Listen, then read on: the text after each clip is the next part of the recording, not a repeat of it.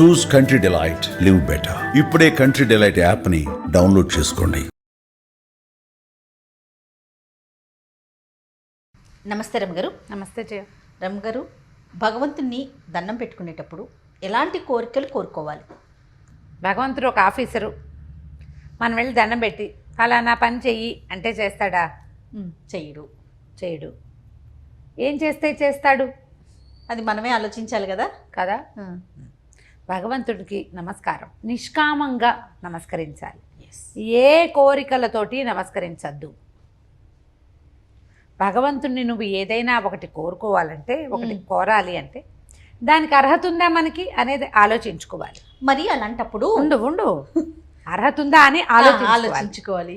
నీకు అర్హత ఉంటే ఖచ్చితంగా నీకు ఇచ్చేస్తాడు, నువ్వు అడక్కపోయినా సరే. మరి సమస్య ఉన్నప్పుడు ఆయన దగ్గరికి వెళ్ళి మొరపెట్టుకుంటాం కదా. అవును, సమస్య ఉన్నప్పుడు నమస్కారం చేయటము, నాకు సహాయం చెయ్యి అని పిలవటం వేరు. మనం ప్రశ్న అది కాదు. దేవుడికి దండం పెట్టేటప్పుడు కోరిక కోరుకోవచ్చా? నమస్కారం భగవంతుడికి నమస్కరించటమే చెయ్యాలి. మనం ప్రతిసారి మనకు ఒక లిస్ట్ ఉండకూడదు. నువ్వు ఎప్పుడు భగవంతుడిని కోరాలి?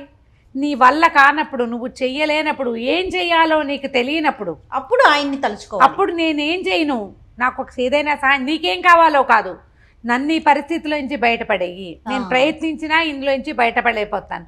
నువ్వే ఆ చిక్కుల వలయాన్నంతా సృష్టించుకుని దాన్ని తీర్చే మార్గం నీకు ఒకటి తెలిసినా సరే అది నీకు చేయటం ఇష్టం లేక, దేవుడా మిరాకిల్ చెయ్యి అని అడగకూడదు. చేయడు, మిరాకిల్స్ చెయ్యడు భగవంతుడు.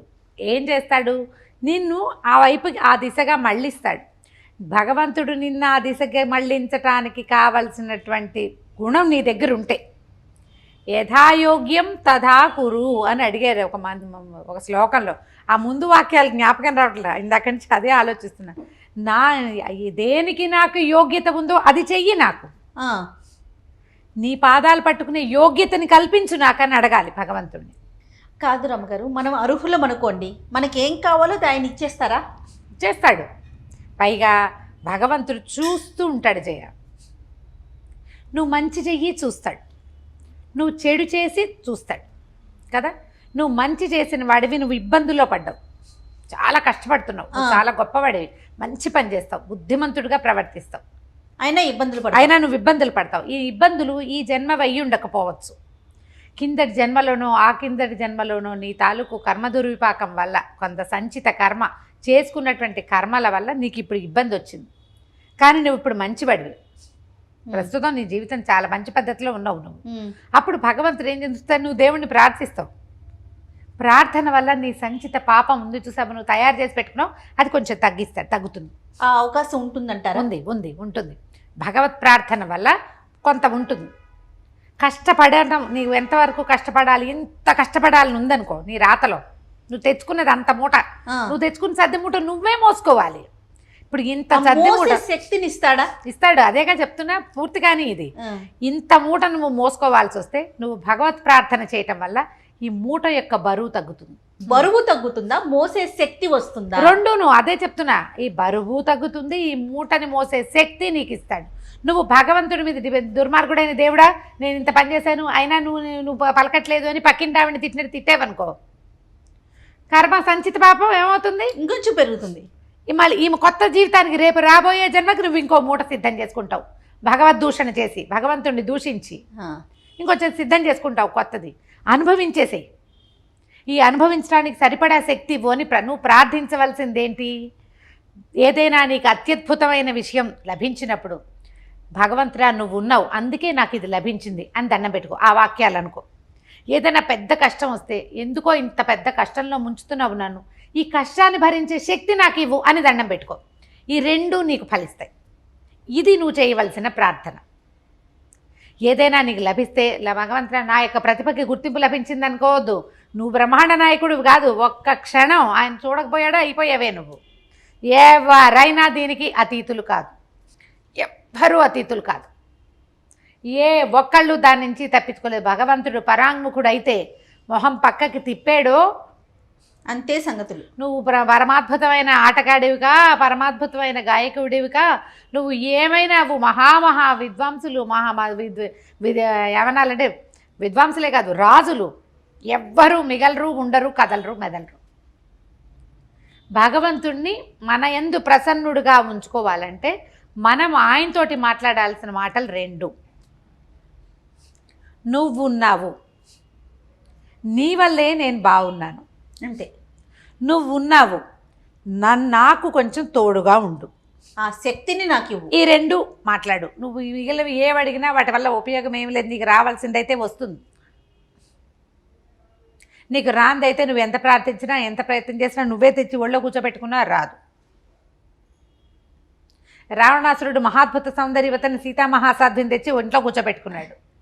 ఎక్కడో ఉన్నాను లంకలో అనుకున్నాడు. ఈ కథలన్నీ మనకి ఎందుకు చెప్తారు? ఇందుకే చెప్తారు. ఎక్కడో లంక, స్వర్ణ లంక, ఎవ్వరూ దరి చేరలేరు, దాటి రాలేరు. దానికి ఒక మహా భయంకరమైన రాక్షసి కాపలా ఉంది, లంకానగరపురి రాక్షసి. అయినా కూడా ఏం జరిగింది? ఒక కోతి, చిన్న స్వల్ప రూపంలో ఉన్న కోతి ప్రవేశించేసరికి చూడు ఎలా అయిపోయిందో. ఏమైపోయింది? చివరికి అతలాకుతలం అయింది కదా. మొత్తం వాళ్ళ జీవితాలు సర్వనాశనం. ఒకటి మొదలు పెడితే ఎంతమంది పాడయ్యారు?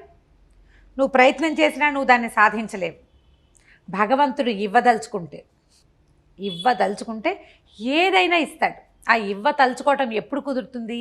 నువ్వు చాలా గొప్పవాడివైతే, నువ్వు చాలా సరైన వాడివైతే, నీ యొక్క కర్మలన్నీ సత్కర్మలే అయితే. మనకి కావాలి అనుకున్నప్పుడు ప్రయత్నం జరగాలి, అంతేకాని భగవన్ నామస్మరణ చేస్తూనే ఉంటే జరగదు కదా. జరగదు. మొత్తం ప్రయత్నం చేసి అప్పుడు నువ్వు దేవుడిని పిలువు, గజేంద్రుడిలాగా.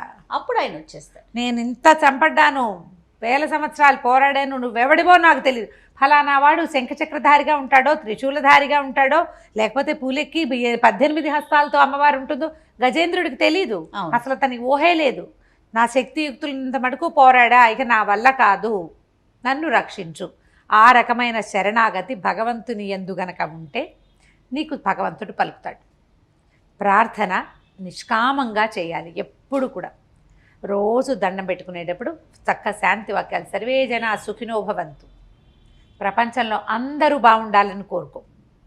ఆ అందరిలో నేనొకడిగా ఉంటే చాలని భావించు. అంతే చాలు. అది మనం కోరాల్సింది భగవంతుడిని. అందరూ బాగుంటే మనము బాగుంటాంగా. అందరిలో మనం కూడా ఉన్నాం కదా. కాబట్టి మనం కూడా బాగుంటాం. ప్రపంచ శాంతి అలాంటివి కోరుకో. సార్వజనీనమైన కోరికలు సిద్ధిస్తాయి. ఏకత్ర ఉండే కోరిక ఇప్పుడు అలా కాదయ్యా, మనం అక్కడ కొట్టు ఆ గోడనేని ఒక బాణాన్ని నీ చేతికి ఇచ్చారు, నువ్వు ఎక్కడ కొట్టినా ఓకే అన్నాడు అనుకో, ఎక్కడో చోట కొడతాం, కొట్టామని సంతోషిస్తాం. అదే ఒక చుక్క పెట్టి నువ్వు ఆ చుక్కనే కొట్టాలంటే కొట్టగలవా? సాధన కావాలి. ఎంత సాధన కావాలి? నీయందే భగవంతుడు ఫలించాలంటే నీకు మహాద్భుత సాధన కావాలి. అది ఇప్పుడు మన దైనందిన మన సాధారణ జీవితంలో మన వల్ల కాదు, మన వల్ల అవ్వదు. సార్వజనీనంగా కోరుకో. అందరికీ సమస్యలు లేకుండా ఉండాలి, అందరూ హాయిగా ఉండాలి అని కోరుకుంటే అది ఫలించడానికి అవకాశం. దేశం మీదకి వచ్చిపడిన ఈ విపత్తుని తొలగించమని కోరుకోండి. దేవుడా అదేదో మా ఇంట్లోకి రాకుండా చూడు అని అడగద్దు. అది కూడా దేశంలోనే ఉన్నాం, ఇక్కడి నుంచి దీన్ని తప్పించు. ఈ పిల్లలు ఈ చదువులు అన్నీ పాడైపోతున్నాయి, ఈ పెద్దవాళ్ళు ఈ దిక్కుమాలేని పక్షులైపోతున్నారు, పిల్లలు పెద్దలు కూడా. పిల్లలు కుమారులు పోయి పెద్దవాళ్ళు మిగిలిపోతారు, లేదా పెద్దవాళ్ళతో పోయి పసిబిడ్డలు మిగిలిపోతున్నారు. ఈ సమస్యను తప్పించు అని కోరుకుంటే ఫలిస్తుంది. ఎప్పుడు కూడా భగవంతుణ్ణి కోరద్దు, నమస్కరించండి. భగవంతుడికి నచ్చేవి 4 రకాల మంచి పనులు. ఆ 4 చేయండి. ఇతరులకి సహాయం చేయండి. వాడెవడో మనకు తెలియదని బార్టర్ సిస్టమ్ ఉంటే కానీ, నేను ఇవాళ ఇచ్చాను అనుకో, వాడు రేపు నాకు ఇవ్వడు కదా అని ఆలోచించద్దు. ఇచ్చేసేయండి. మీకు కలిగింది సహాయం చేయండి. దుర్భాషలు ఆడకండి.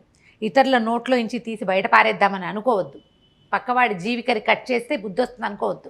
వాడికి బుద్ధి రావడం కాదు, నీకు నరకం వస్తుంది రేపొద్దున. అవి ఆలోచించండి. ఈ 4 మంచి పనులు చేయండి. మీరు ప్రార్థించక్కర్లా. మీ జీవితానికి అవసరమైంది ఇవాళ రాపితే రేపొద్దునైనా ఇచ్చేస్తాడు. నమస్కారం చేయండి, అంతే. ఆయన చూస్తుంటాడు. ఇప్పుడు ప్రపంచం సర్వసాక్షి కదా భగవంతుడు, మన లోపలే ఉండి చూస్తూ ఉంటాడు. నువ్వు సరిగ్గా చేసినాడు, నిన్ను సరిగ్గా చూస్తాడు.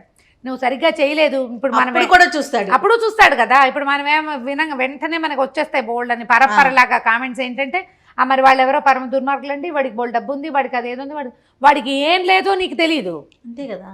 వాడు రేపొద్దున ఏమవుతాడో నీకు తెలీదు. మనకు తెలిసింది ఏమిటి? కనపడుతున్నటువంటి ఎవడు పడవలసిన కష్టం వాడు పడుతూనే ఉంటాడు.